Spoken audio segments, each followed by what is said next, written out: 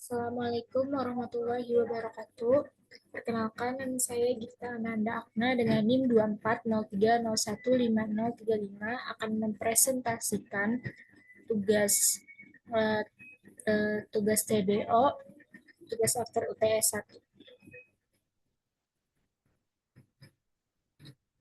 1. Baik, jadi di sini kita akan membahas soal pertama, konsep dasar konektivitas dalam ekosistem Python.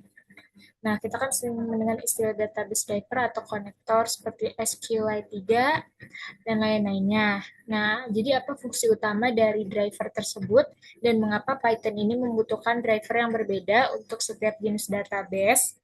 Nah, jadi fungsi utama database driver atau konektor ini bertindak sebagai penerjemah atau jembatan komunikasi antara kode program Python dan sistem database-nya. Nah, Python secara bawaan tidak memahami bahwa spesifikasi atau protokol jaringan yang digunakan oleh masing-masing DBMS. Nah, driver ini tuh bertugas membuka dan mengelola koneksi jaringan ke server database, mengubah objek atau perintah Python menjadi protokol biner yang dipahami oleh si DBMS, terus juga mengirimkan query SQL dari Python ke database, lalu yang terakhir itu menerima hasil query dari database dan menghubungkannya kembali menjadi tipe data yang dikenali Python, seperti list, tuple, atau dictionary. Lalu, mengapa Python membutuhkan driver yang berbeda? Karena setiap DBMS dibuat oleh vendor yang berbeda dengan arsitektur, protokol komunikasi, fitur, dan mekanisme autentikasi yang berbeda juga. Nah, seperti misalnya PostgreSQL itu menggunakan protokol berbasis pesan yang mendukung fitur lanjutan seperti tipe data JSON atau asynchronous notification. Nah, driver si PsychoPG2 dirancang untuk mengoptimalkan fitur-fitur itu. Nah, sedangkan MySQL itu menggunakan protokol jaringan sendiri yang berbeda, sehingga membutuhkan MySQL Connector Python atau PyMySQL. Nah, SQLite itu tidak menggunakan jaringan sama sekali, melainkan langsung membaca file lokasi, sehingga SQLite 3 memiliki mekanisme internal yang jauh berbeda. Nah, meskipun Python ini memiliki standar penulisan kode database bernama PIP 249 atau Python Database API Specification version 2.0 agar cara mengetik kodenya mirip, di balik layar driver-driver tersebut bekerja dengan cara yang sangat spesifik sesuai target si database-nya. Lalu yang kedua ini SQLite versus DBMS Server Base. Nah, karakteristik utama si SQLite ini serverless atau tanpa server. SQLite tidak berjalan sebagai proses background service di sistem operasi. Ia tuh tidak membutuhkan konfigurasi port, username, atau password jaringan. Lalu dia juga single file database, yaitu seluruh data, tabel, indeks, dan struktur database disimpan dalam satu file tunggal di dalam hard disk lokal. Terus juga dia embed atau tertanam. Library si SQLite ini langsung menyatu di dalam aplikasi program. Terus juga proses baca tulis data dilakukan langsung lewat pemanggilan fungsi internal, bukan lewat jaringannya.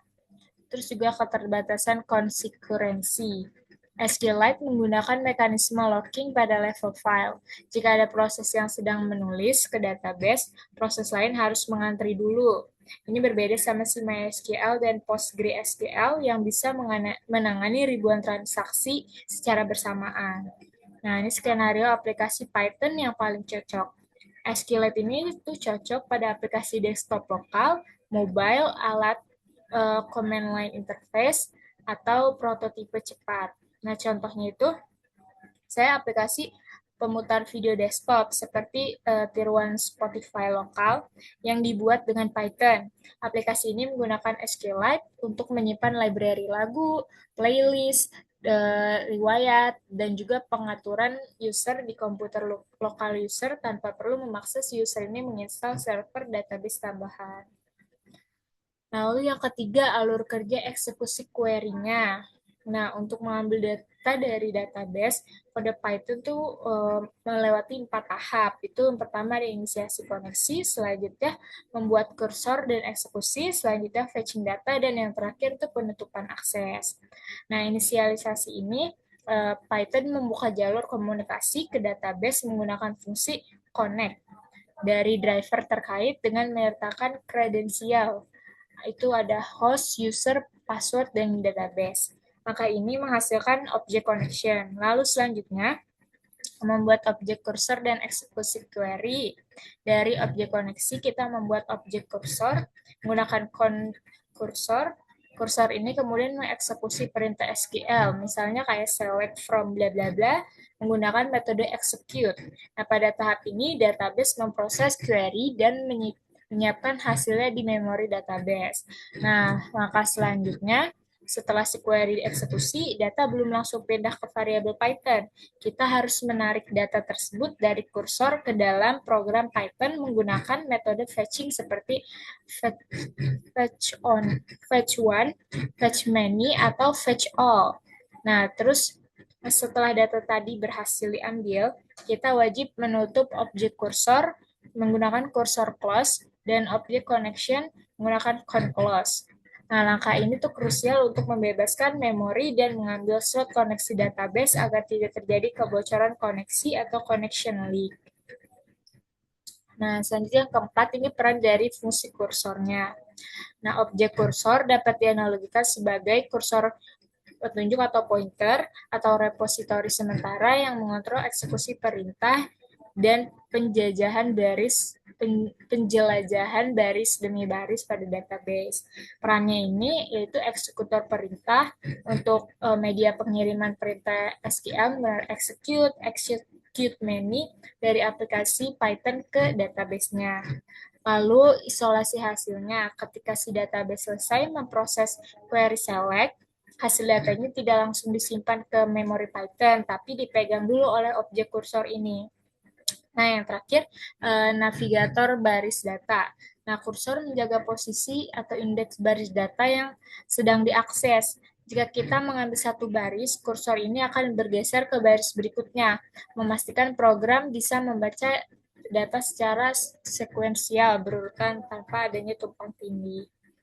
Nah, yang kelima ini fetch all versus fetch one.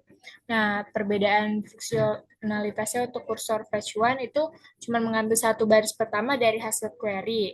Jika dipanggil lagi, dia akan mengambil baris kedua dan seterusnya. Mengembalikan objek berupa tuple atau non jika datanya habis. Nah, kalau untuk fetch all, lo langsung mengambil seluruh baris yang ada pada hasil query sekaligus. Nah, mengembalikan objeknya ini berupa list atau list tuples. Nah, dampak performanya dari jutaan baris data itu, kalau menggunakan fetch all pada tabel berisi jutaan baris data adalah praktik yang berbahaya banget dan bisa memicu error atau out of memory pada aplikasinya dapat crash karena fetch all memaksa Python untuk mengalokasikan memori RAM yang besar guna menampung jutaan objek tuple secara bersama di dalam satu variabel list. Nah, solusi untuk fetch all ini, data berukuran massive jauh lebih aman menggunakan fetch one.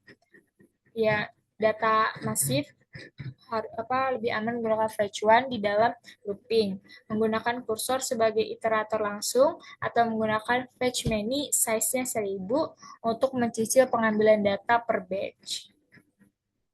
Nah, yang keenam, pentingnya SQL injection dan parameterized queries. Nah, mengapa f-string atau string formatting itu berbahaya? Nah, jika kita menggunakan f-string seperti contoh yang di atas itu, Python itu langsung melakukan penggabungan teks mentah sebelum dikirim ke SQL. Jika user memasukkan input licik seperti admin atau satu sama dengan satu hasil query-nya yang dieksekusi database itu menjadi select from users where username admin or one by one, karena kondisi one sama dengan satu selalu bernilai true. Nah, database akan meloloskan query tersebut tanpa memedulikan apa passwordnya benar atau salah. Nah, penyerang akhirnya bisa masuk ke sistem sebagai user admin. Teknik manipulasi perintah SQL lewat input user inilah yang disebut SQL injection.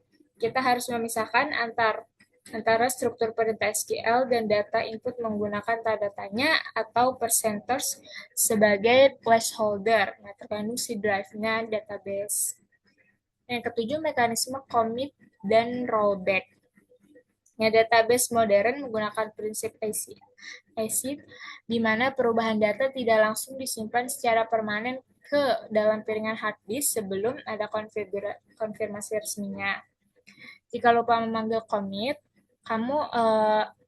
jika kamu melakukan insert, update, atau delete, lalu langsung menutup program tanpa memanggil connection commit, maka seluruh perubahan data tersebut dianggap belum final.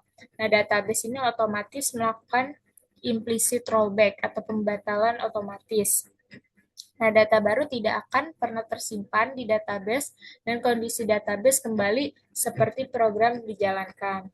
Nah, fungsi connection rollback ini untuk membatalkan seluruh rangkaian operasi data yang telah dilakukan sejak commit terakhir atau sejak koneksi dibuka.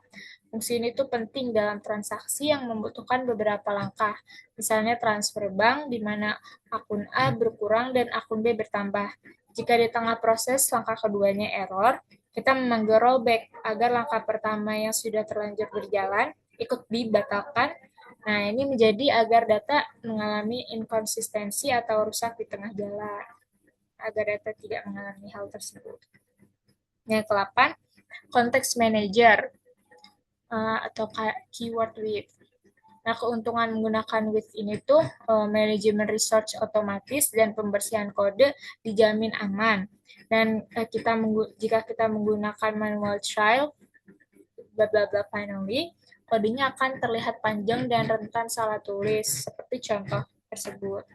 Nah, dengan menggunakan keyword with context manager, Python secara otomatis akan menutup koneksi atau kursor begitu blok kode di dalam with selesai dijalankan, atau jika terjadi error mendadak di dalam blok tersebut. Nah, itu penulis saya jadi jauh lebih ringkas dan juga tetap aman. Nah, di titik ini yang terakhir tuh kursor dan koneksi sudah otomatis ditutup oleh Python secara secure. Nah, itu mencegah terjadinya human error, misalnya lupa ngetik close, atau juga membuat kode jauh lebih bersih lah, lebih clean. Nah, yang ke-9, konsep Object Relational Mapping atau ORM. Nah, ORM ini sebuah teknik pemrograman yang digunakan mengkonversi atau memetakan data antara sistem database relasional seperti tabel, baris, kolom dengan objek-objek pada bahasa pemrograman berorientasi objek, misalnya yaitu class, atribut, instance di Python. Nah, bagaimana ORM mengubah cara pandang developer? Sebelum adanya ORM ini, developer harus berpikir dalam bentuk tabel dan menulis sintaks SQL mentah berupa string di dalam Python. Nah, dengan ORM ini, tabel database dipandang sebagai class-nya Python, terus baris data atau row-nya dipandang sebagai objek atau instance dari si class tersebut, lalu kolomnya dipandang sebagai atribut dari objek tersebut. Nah, perbandingan implementasinya, jika menggunakan raw SQL, itu cara lama tuh seperti itu, ada insert, into mahasiswa, dan lainnya. Nah, jika menggunakan ORM, hanya seperti ini, mahasiswa baru, namanya siapa, terus session add, mahasiswa baru.